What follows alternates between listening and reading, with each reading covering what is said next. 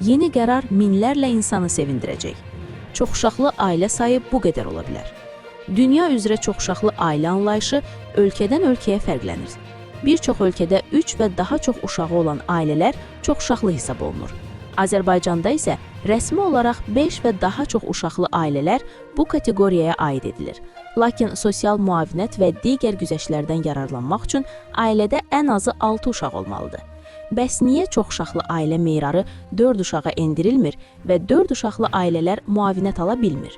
Səyyar TV xəbər verir ki, Qlobal Infoya danışan sosioloq Mail Yaqubun fikrincə, Azərbaycanda bu meyar nəinki 4, hətta 3 uşağa qədər endirilməlidir. Çünki statistika göstərir ki, hazırda Azərbaycanda hər ana başına orta hesabla 1,6 uşaq düşür. Bu rəqəm hətta 2-yə də çatmır. Ona görə də artım tempi ciddi şəkildə azalıb.